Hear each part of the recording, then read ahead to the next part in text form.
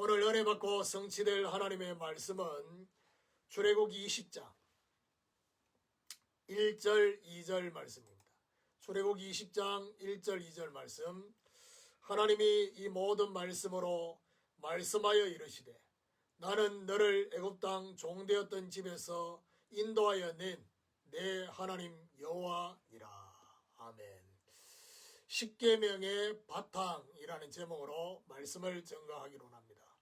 우리는 지난 주간에 여호와의 언약식에 대한 말씀을 받았습니다. 시내산에서 이스라엘 백성과 정식적인 언약을 체결하신 하나님, 그 이전까지 자신의 이름이 여호와 하나님인지를 구체적으로 잘 언급하지 않았던 하나님께서 출애굽과 함께 하나님 자신을 알리시고 자신의 백성을 삼으신 이스라엘 백성들, 절대 언약 속에 여호와께 속한 백성이 될 것임을, 그리고 이 하나님을 만나기 위해서 언제나 만남을 준비하는 중심, 자세를 가져야 되고, 무엇보다도 산의 경계를 두고 그 경계선을 넘어서지 않도록 그렇게 하셨던 것처럼 우리가 하나님 앞에 지켜야 될 경계선이 있음을 그렇게 말씀을 받았습니다. 결국 절대 주권 앞에 우리가 무릎을 꿇을 때, 이때 하나님의 구별된 임재와 말씀이 임한다는 사실을 우리는 확인을 했습니다. 자, 하나님의 여호와 하나님의 언약식과 함께 이제 구체적인 말씀이 선포되고 있는데, 그 말씀의 시작이 바로 십계명입니다. 이 십계명은 그야말로 십계명 이후의 말씀도 있지만 이 십계명은 모든 율법의 핵심이다라고 할 수 있습니다. 그 중에 1계명부터 십계명이 들어가기 전에 오늘 1절 2절의 말씀은 칼빈이 십계명의 서문이다라고 그렇게 말할 정도로, 저는 십계명 중에 제일 중요한 것이 바로 오늘 이 본문이다라고 할 수 있습니다. 모든 계명에 적용될 바탕이다, 그렇게 볼 수 있습니다. 십계명 이전에 하나님과의 관계를 확인하는, 이것이 바로 먼저이다라는 사실을 알려주는 것입니다. 자, 그렇다면 오늘 1절, 2절 이 두 절 속에 하나님이 말씀하시고 싶은 말씀이 있습니다. 그 첫 번째가 뭐냐? 하나님께서 나는 누구냐? 그리고 두 번째, 너희는 누구냐? 라고 말씀하고 있습니다. 나는 언약의 하나님이다. 너희는 언약의 백성이다. 라고 말씀하고 있습니다. 십계명 이전에 하나님은 자신이 누구인지를 먼저 말씀하고 있습니다. 여호와 하나님은 언약을 주시고 그 언약을 성취하시는 하나님이십니다. 어떤 언약을 주셨습니까? 창세기 12장 1절 3절에 갈대아 우르를 떠나서 내가 네게 지시할 보여줄 그 땅으로 갈 때 복의 근원이 될 거라는, 창세기 15장 9절에 14절에 보니까 세를 쪼개지 않았던 그 피의 언약의 중요성을 상실한 아브라함에게 그 후손이 이방에서 객이 될 거라는 그 말씀이 결국 애굽으로 가게 되고, 출애굽기 3장 18절에 20절에 보니까 피의 언약, 희생제물의 비밀을 통해서 애굽에서 나오게 되는, 그래서 결국 가나안 땅에 가게 되는 이 언약을 하나님이 허락하셨습니다. 하나님은 언약을 성취하시기 위해서 엘로힘의 하나님으로 역사하십니다. 엘로힘의 하나님이 뭐냐? 능력의 하나님, 능력으로 역사하시는, 언약을 성취하기 위해서 능력을 나타내시는 하나님, 그리고 만군의 하나님이라고 합니다.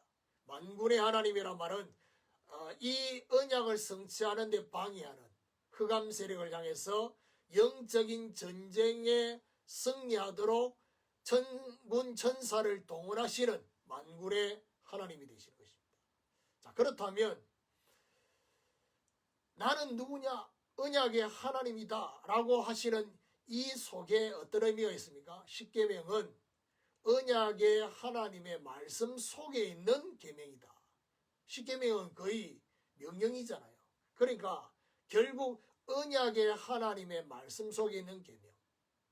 어떤 의미가 있습니까? 광야에서 승리하고 가나안을 정복할 중요한 필요의 비밀이 이 속에 있다라는 사실을 알려주고 싶은 것입니다. 두 번째로 너희는 누구냐? 언약의 백성이라는 것입니다. 너는 누구냐? 바로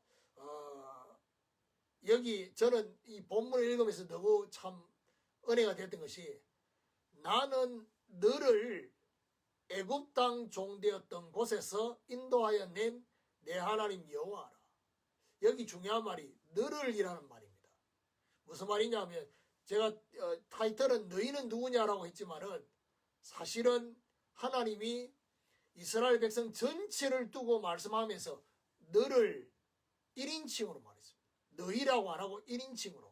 그러면 무슨 말이죠? 모든 사람 개개인을 향해서 언약을 성취하시는 하나님의 백성으로 부르심을 받은 구별된 사람이다. 언약 성취에 쓰임받도록 하나님의 언약 성취를 먼저 확인하고 여기에 쓰임받는 백성으로 하나님이 부르셨습니다.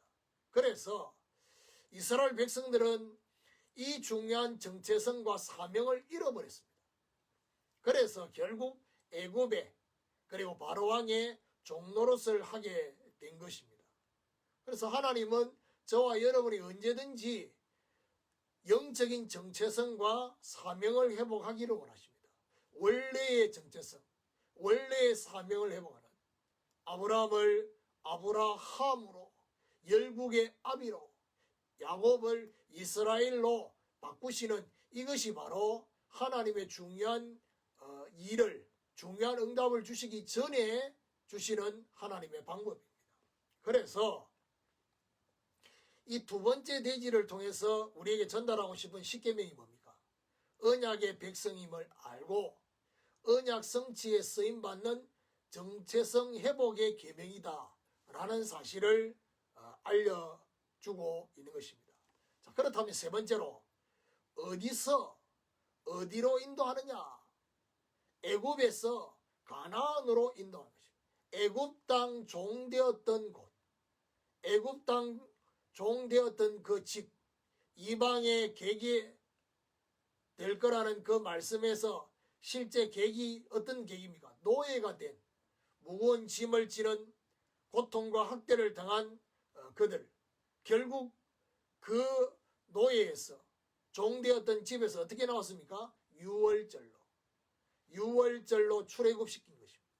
어린 양의 피로 애굽에서 나오게 하시는 바로의 항복을 받아내는 이 유월절 어린 양의 피. 결국 가나안으로 인도하셨습니다. 메시아가 올 가나안 땅으로 인도하시는 이것은 바로 뭡니까? 절대 언약의 인도라는 것입니다. 그리고 광야에서도 인도하셨습니다. 그것은 바로 어떤 의미입니까? 본론의 가나안으로 갈 수 있도록 서론의 광야를 인도하셨다. 그래서 결국 여기서 우리가 깨달아야 될 십계명의 의미가 뭡니까? 언약 성취의 땅으로 가게 하며 정복하게 하는 비밀이 십계명 속에 있다라는 사실을 말씀하고 있는 것입니다. 결론입니다. 십계명의 바탕이라는 이 말씀을 적용을 하면 어떻게 되느냐? 분명한 바탕에 대한 적용이 되면 십계명에 대한 의미가 달라지고 해석이 달라지는 것입니다. 언약의 하나님, 언약 성취될 것을 전제로 명령을 하고 계신다는 것입니다. 언약의 백성은 직접적인 언약 성취 속에 있을 것이고 여기에 쓰임을 받게 된다는 것입니다. 그리고 유월절의 그리스도 적용, 이거는 뭘 말합니까? 참된 해방과 참된 정복이 되는 비밀이 바로 유월절의 그리스도 속에 있다. 그리고 광야와 가나안은 뭘 말합니까? 서론의 광야에서 승리하고 본론의 가나안 정복의 규모가 십계명 속에 있다는 것입니다. 오늘 십계명의 바탕이 바로 하나님과 세상 가운데 모든 것이 회복되게 하는 그 비밀이 십계명의 바탕 속에 있다는 것입니다. 나는 누구며 너희는 누구며 너희를 어디서 어디로 인도하는지 이 부분을 하나님이 계속 이스라엘 백성들에게 반복해서 말씀하고 있습니다. 그 말은 무슨 말이죠? 이거 잊지 말라는 것입니다. 여기서부터 모든 것을 시작하라는 것입니다. 자, 이런 하나님의 중요한 메시지를 담고 다음 주간부터는 십계명 한 계명씩 거기에 담겨진 중요한 비밀을 적용하면서 중요한 응답을 받게 될 것입니다. 이런 하나님의 역사가 저와 여러분에게 사실적으로 적용되고 성취되는 축복이 있기를 예수 그리스도의 이름으로 축원합니다.